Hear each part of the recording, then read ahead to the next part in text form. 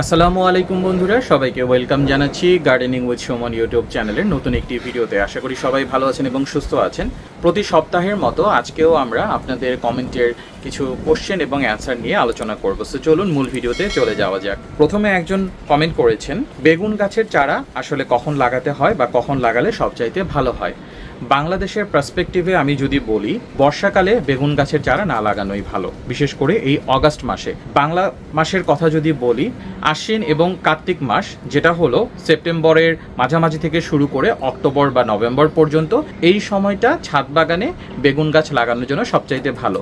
এমনকি যারা কমার্শিয়ালি বেগুন লাগান তারাও কিন্তু এই সময়টাই চুজ করেন বেগুনের চারা লাগানোর জন্য। সো আপনারা এই সময়ে বেগুনের চারাটা লাগাবেন। এই সময়ে লাগালে চারার সার্ভাইভাল ক্ষমতাও বেড়ে যায়, চারা নষ্ট হওয়ার সম্ভাবনা কম হয়, পোকামাকড় এবং ফাঙ্গাসের অ্যাটাকটাও কম হয়। বিশেষ করে অবশ্যই পোকামাকড় এবং ফাঙ্গাসের কিছু অ্যাটাক হবে, বাট নির্দিষ্ট একটা সাইজ হওয়া পর্যন্ত গাছটা যেহেতু ভালনারেবল থাকে, মানে দুর্বল থাকে, ওই সময়টা পার হয়ে যায়।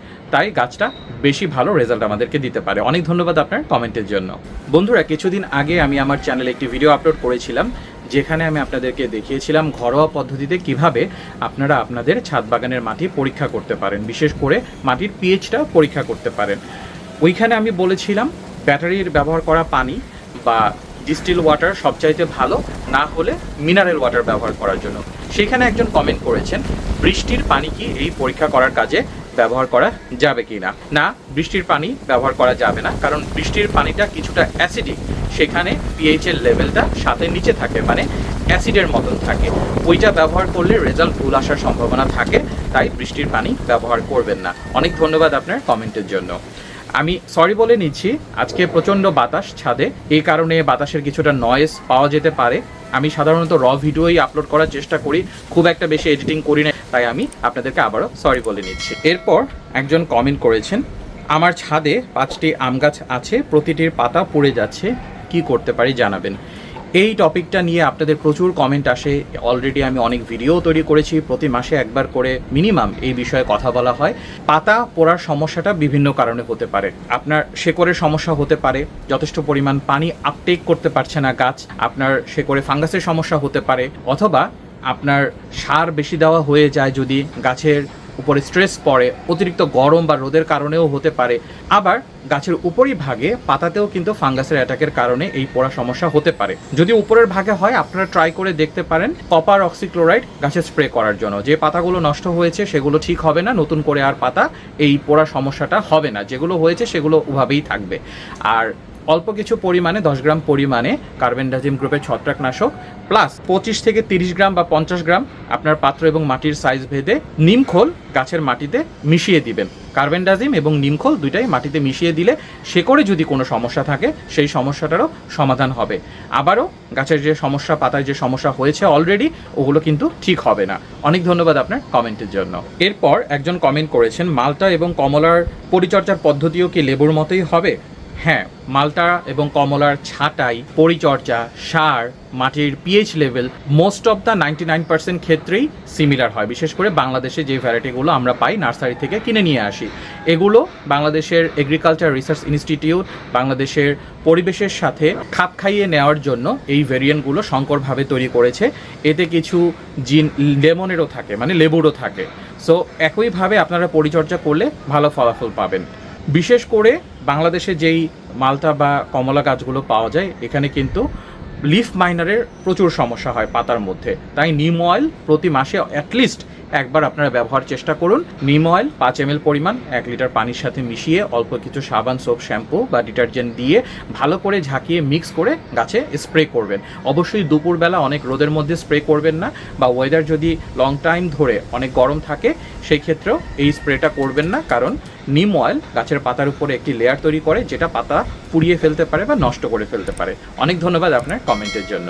এরপর একজন কমেন্ট করেছেন, ভাই আমার আম গাছ টবের মধ্যে লাগানো আছে কিন্তু সব পাতা ঝরে যাচ্ছে, কি করতে পারি? আসলে আম গাছ টবে লাগানোর পরে পাতা ঝরতে পারে, বিশেষ করে এই যে এই সিজনটা বা এই সিজনের একটু আগে জাত ভেদে আপনার গাছের পাতাগুলো ঝরে যেতে পারে, এটা স্বাভাবিক, এবং নতুন কিছু গ্রোথও হয়তো বের হবে। যদি পাতা ঝরে যায় এবং গ্রোথ বের না হয়, তার মানে আপনার গাছে যথেষ্ট পরিমাণে প্রয়োজনীয় খাবার বা পানি দিতে পারছে না, অথবা অতিরিক্ত পানি হয়ে যাচ্ছে, অতিরিক্ত বৃষ্টি বা ফাঙ্গাসের কারণেও এটি হয়।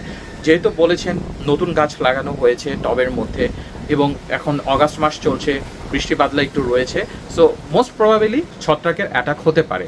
একইভাবে আমি একটু আগে যেটা বললাম, কার্বেন্ডাজিম গ্রুপের ছত্রাকনাশক এবং নিমখোল আপনারা মাটিতে ব্যবহার করবেন এবং গাছে কপার অক্সিক্লোরাইডটা স্প্রে করে দেওয়ার চেষ্টা করবেন।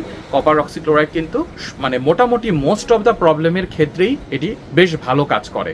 সবসময় চেষ্টা করবেন আপনার হাতের কাছে একটা কপার অক্সিক্লোরাইড রাখার জন্য, যেটা যে কোনো ফাঙ্গাসের ক্ষেত্রে 90% ফাঙ্গাসের ক্ষেত্রেই ভালো কাজ করবে। অনেক ধন্যবাদ আপনার কমেন্টের জন্য। এরপর একজন কমেন্ট করেছেন, ভাই আমার আম গাছের বয়স 1 মাস, কিভাবে পানি দিব বলবেন, টবে লাগানো হয়েছে। আচ্ছা, আম গাছের বয়স যদি 1 মাস হয়, বিশেষ করে এই অগাস্ট মাসে যদি আপনার আম গাছটা লাগানো থাকে 1-2 মাস বয়সের আম গাছ, সেই ক্ষেত্রে প্রথম কথা হলো চেষ্টা করবেন আপনারা সবসময় নতুন গাছ লাগানোর জন্য ছোট সাইজের পাত্র ব্যবহার করতে। 2-1 বছর পরে একটু রিপোর্ট করে বড় পাত্রের মধ্যে দিবেন। আর এখন যেহেতু প্রতিদিন বা 2-1 দিন পরপরই বৃষ্টি হয় টুকটাক, রেগুলারলি পানি দেওয়ার কোনো প্রয়োজন নেই। পরবর্তীতে বৃষ্টির সিজন যখন চলে যাবে, বর্ষাকাল পার হয়ে যখন শীতকালের কাছাকাছি চলে আসবে অক্টোবর-নভেম্বর মাসে, তখনও মোটামুটি গরম থাকে কিন্তু বৃষ্টি থাকে না। প্রয়োজন ভেদে পাত্রের সাইজ যদি বড় হয়ে থাকে, সপ্তাহে একবার পানি দিলেই হবে। পানি দেওয়ার আগে মাটির উপরের লেয়ারটা একটু খুঁচিয়ে নেবেন যাতে পানি ডিপ ওয়াটারিং হয়, ভেতর পর্যন্ত পৌঁছায়। আর যদি পাত্র ছোট হয়ে থাকে তাহলে 3-4 দিন পরপরই পানি দিলে হবে। মাটি চেক করে নেবেন। পরবর্তী সিজনে মানে নেক্সট ইয়ারে জানুয়ারি-ফেব্রুয়ারিতে আমের মুকুল আসার আগ পর্যন্ত একটু মাটি চেক করে পানি দেওয়ার চেষ্টা করবেন। একদমই পানি দেবেন না। অনেকেই সাজেস্ট করে যে আমের নেক্সট সিজনের ক্ষেত্রে বা আমের সিজন আসার ক্ষেত্রে তার আগে গাছে পানি দেওয়া বন্ধ করে দেওয়ার জন্য। আমি বলবো যে টবের গাছের জন্য আসলে পানি বন্ধ করা যাবে না, পানি আপনাকে দিতে হবে, ওইটা মাটির গাছের জন্য। মাটিতে যে গাছগুলো থাকে ওগুলোকে পানি দেওয়া লাগে না, বিশেষ করে শীতকালে। কিন্তু টবের গাছে কিন্তু লাগবে, বাট মাটিটা চেক করে ড্রাই হয়েছে কিনা, পানির প্রয়োজন আছে কিনা বুঝে সেই অনুযায়ী পানি দিবেন। অনেক ধন্যবাদ আপনার কমেন্টের জন্য। এরপর একজন কমেন্ট করেছেন, আম গাছ কি এখন রিপোর্ট করা যাবে কিনা। শুধু আম গাছ না, এই বর্ষাকালে আমি বলবো কোনো গাছই রিপোর্ট না করার জন্য। নতুন করে যদি গাছ লাগান ওইটা একটা ভিন্ন বিষয়, কিন্তু রিপোর্ট আপনারা বর্ষাকালে করবেন না। সবসময় চেষ্টা করবেন অক্টোবর-নভেম্বর মাসের দিকে যে কোনো গাছই রিপোর্ট করার জন্য। আম গাছের ক্ষেত্রে, কাঁঠাল গাছের ক্ষেত্রে, লিচু গাছ বা জাম গাছের ক্ষেত্রে, জামরুল গাছের ক্ষেত্রে, এগুলোর ক্ষেত্রে আপনারা ওই অক্টোবর-নভেম্বর মাসে রিপোর্ট করবেন। গাছ এনা পরিমাণ সময় পাবে মাটিতে সেট হওয়ার জন্য, এবং জানুয়ারি-ফেব্রুয়ারির দিকে গাছে মুকুল বা ফুল আসা শুরু হবে। আপনি ইনশাল্লাহ ভালো ফল পাবেন। অনেক ধন্যবাদ আপনার কমেন্টের জন্য। এরপর আজকের ফাইনাল একটা কমেন্টের অ্যান্সার। একজন কোশ্চেন করেছেন, দাদা আমি 3 দিন আগে কাটিমন আমের চারা লাগিয়েছি, গাছ ছাঁটাই করব কবে? 3 দিন আগে যদি গাছ লাগিয়ে থাকেন এই মুহূর্তে ছাঁটাইয়ের প্রয়োজন নেই। তবে হ্যাঁ, আপনি যদি বড় সাইজের গাছ নিয়ে আসেন, গাছটা যদি ছাদ বাগানে থাকে, গাছটার হাইট যদি একটু বেশি থাকে, সেই ক্ষেত্রে আপনি চাইলে এখনও ছাঁটাই করতে পারেন, মানে এই অগাস্ট মাসেও ছাঁটাই করতে পারেন। তবে আমি বলবো প্রথম বছর মাত্র লাগিয়েছেন, এখনই ছাঁটাই করার প্রয়োজন নেই। আপনি নেক্সট ইয়ারে ছাঁটাই করুন। বিশেষ করে কাটিমন যেহেতু 12 মাসে আম গাছ, সো শীতের দিকে হয়তো বা মুকুল টুকুল আসবে, এখন ছাঁটাই করলে এই মুকুল আসার সম্ভাবনাটা কমে যাবে। যদি ছোট গাছ হয়ে থাকে আমি বলবো তাহলে ছাঁটাই করুন, কারণ ছোট গাছে এমনিতেও ফল রাখাটা ঠিক হবে না। বড় গাছ হলে আপনি এই শীতের সিজনে আমের যে মুকুলগুলো আসবে, আম হওয়ার পরে তারপরে আপনি ছাঁটাই করে দিন। অনেক ধন্যবাদ আপনার কমেন্টের জন্য। বন্ধুরা, আজকে এই কয়টা কমেন্ট নিয়েই কথা বললাম। নেক্সট উইকে আবারও কমেন্টের অ্যান্সার নিয়ে আরেকটি ভিডিও তৈরি করব। যদি আমার চ্যানেলে নতুন হয়ে থাকেন, চ্যানেলটি ঘুরে আসবেন। আপনাদের জন্য 200+ ভিডিও রয়েছে। কোনো না কোনো ভিডিও হয়তো বা আপনি যদি ছাদ বাগানি হন, কোনো না কোনো ভিডিও আমি শিওর আপনার কাজে লেগে যাবে। তাই অবশ্যই চ্যানেলটিকে সাবস্ক্রাইব করে দিবেন, বেল আইকনে প্রেস করে দিবেন এবং ভিডিওটিতে লাইক করবেন। সবাইকে পরবর্তী ভিডিও দেখার আমন্ত্রণ জানিয়ে আজকের ভিডিও এখানেই শেষ করছি। সবাই ভালো থাকবেন। আল্লাহ হাফিজ এবং আসসালামু আলাইকুম।